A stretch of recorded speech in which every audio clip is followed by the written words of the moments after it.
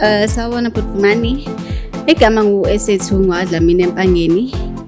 Ngijolile la emsebenzini, ngayithuka sengikhulelwe.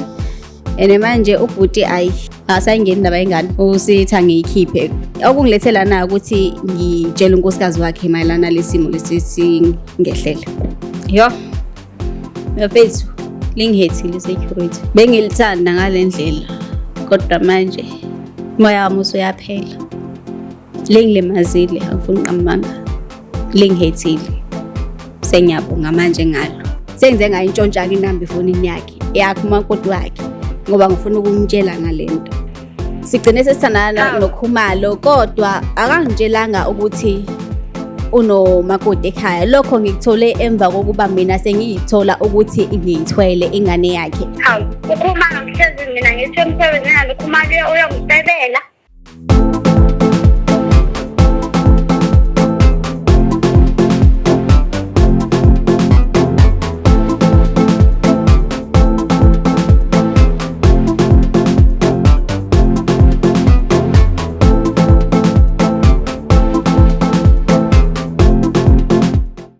Ngibingelele babukeli beVumani Film. Lo khuluma uVumani waluleke kwamhlabele ngani awusonini madoda emangozi.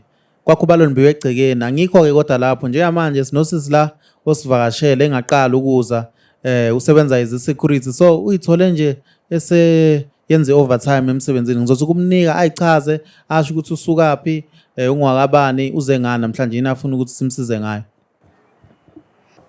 Sawubona Bhutimani. Igama ngu-Esethu Ngwadlamini Empangeni. Ngijolile la emsebenzini, ngayithuka sengikhulelwe. Manje ubhuti asayingeni indaba yengane. Usithi ngiyikhiphe. Okungilethela na ukuthi ngitshele unkosikazi wakhe mayelana lesimo lesingehlele. I-security ngizamile ukulenzela yonke into. Ngizama ukubonisa uthando kodwa kunhlanga zibuka nomoya. Ngani ngoba ngizamile ukuyihambela indawo, ngifuna imithi, sengisingikhulelwe ingane yalo. Akukho kulungayo.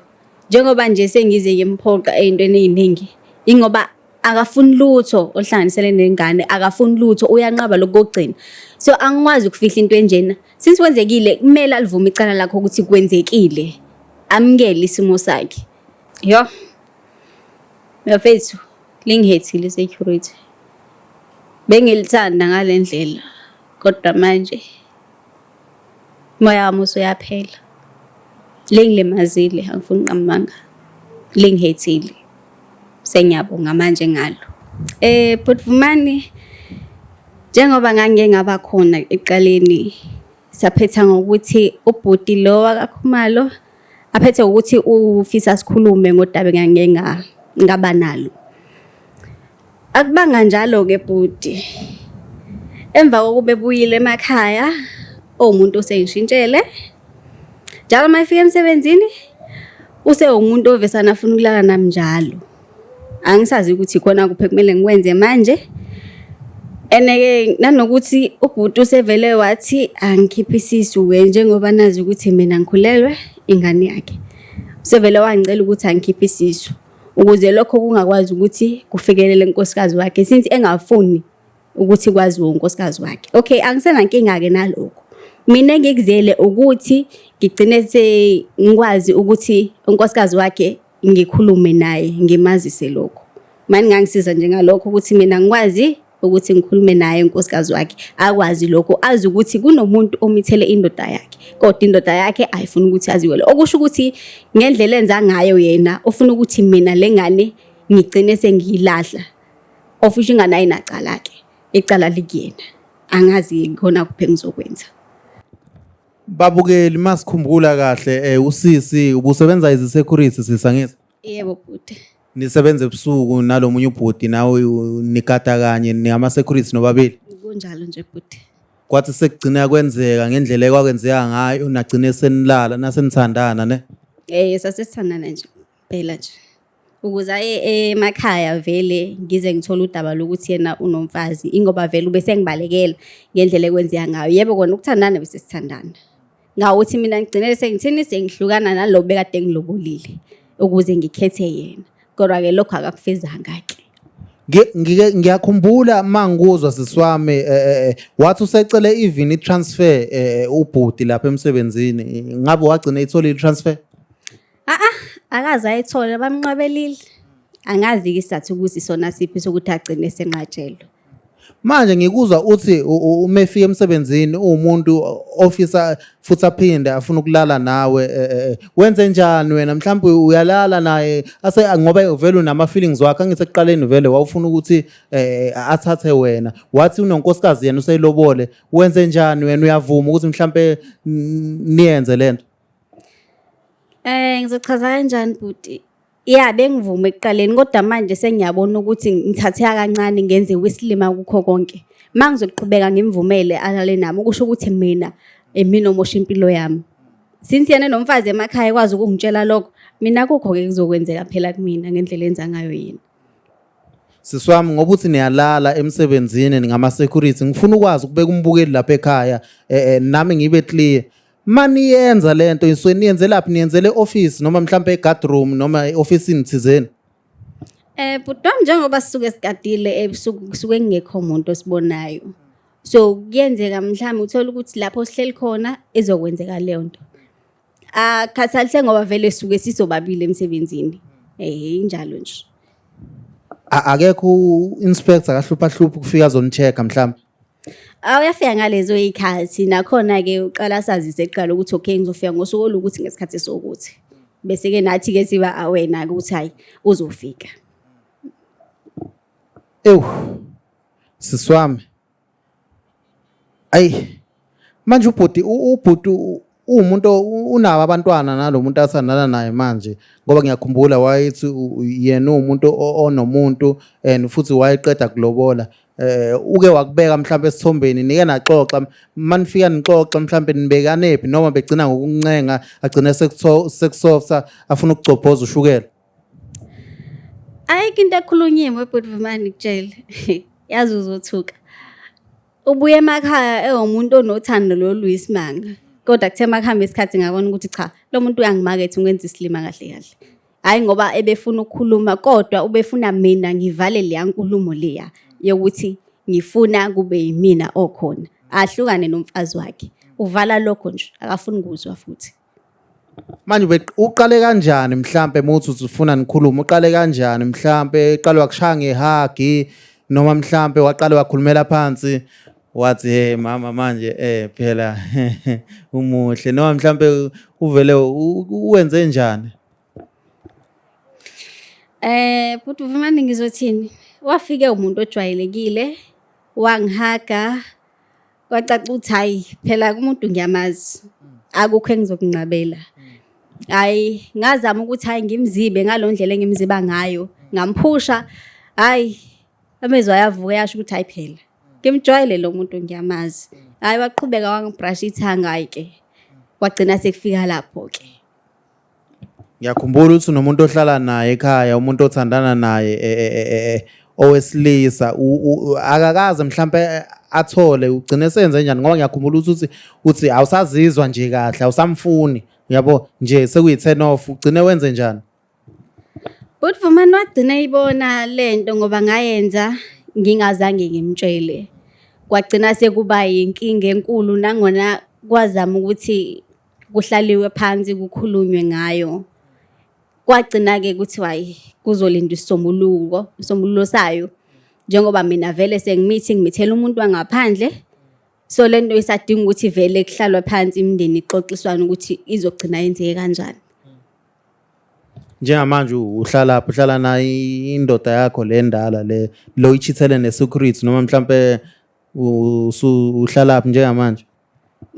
Ngihlala ngedala bengivisana ngihlala khona. Ubhuti lo bekade ngihlala naye akekho usahambile kwamanje nomsebenzi. So noma kunjalo yena akakhombisi umuntu okwatile ngendlela ekwenzeke ngayo. Kodwa ke uthe usezongishiya endlini yena uzobheka indawo yakhe azocupha kuyo mayibuya ngokumsebenzi. Hey South Africa. Umuntu angahamba ethi uyosebenza ebusuku as security. Kanti hey uyowenza umsebenzi overtime. Angisho ukuthi ngitsini my sister. Manje wena uzimisele ngani njengamanje? Yini oyifisayo?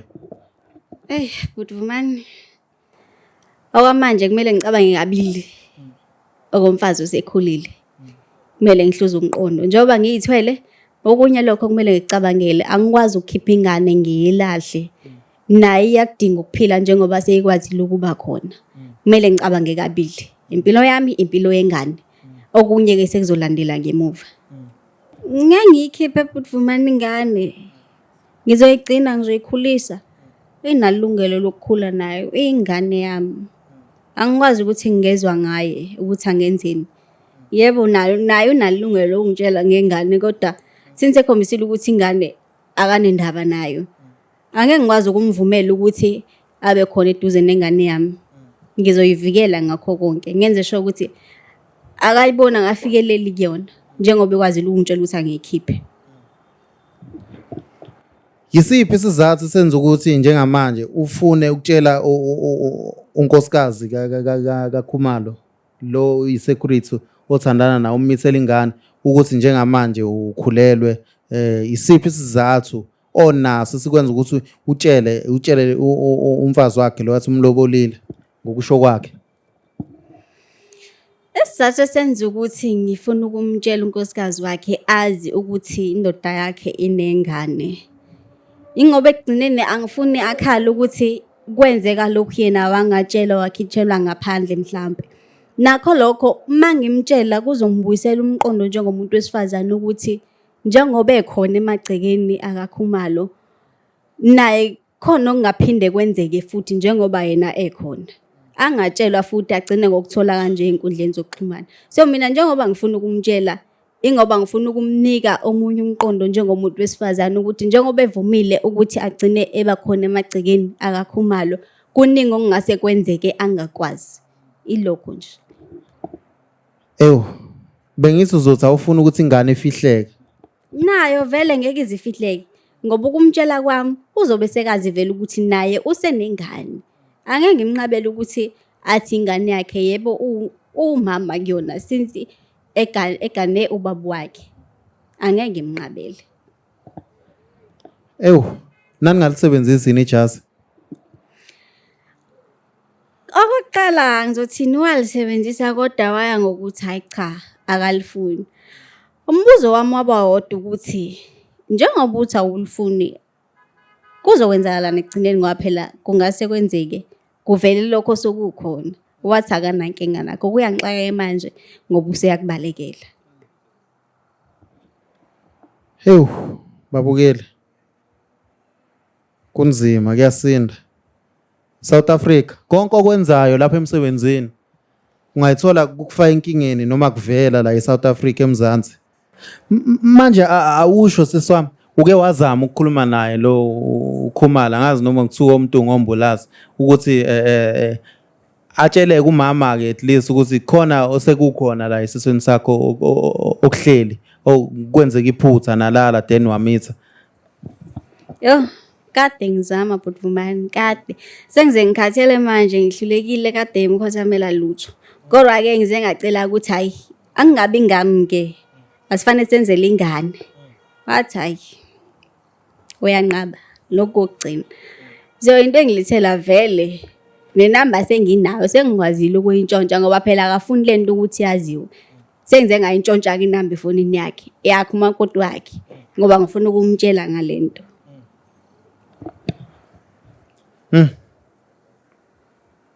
Ngiyakuzwa my sister ngiyakuzwa. Awucabanga mhlawumbe uzokublema?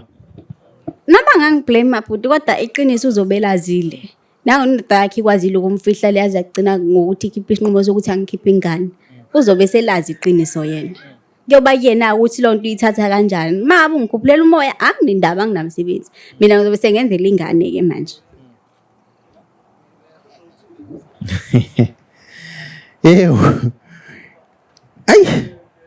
Kunzima South Africa. Ngiyacabanga ukuthi sisi namhlanje unkosikazi wakho uzowazi ukuthi emsebenzini kwenzekile ukuthi nasebenza uyisecurity. Usebenza nesecurity nasithola seninenze overtime. Singalokho simosha isikhathi sizomfonela untombazane lo onkosikazi kaKhumalo simazisa ukuthi namhlanje uzalelwe yinje endlini amanzi angenile. Ngizocela nje ungifakele inamba la. Faka inamba yakhe la. Mucabanga uKhumalo uzofila kanjani? Yo. Angisenamsebenzi. Engikwenzayo sengenzele ingane nje kuphela. Ngifayile inamba sisi la. Yonke indlela idlula la. Yonke indlela. Namhlanje. Ngiyabonga my sister. 246810.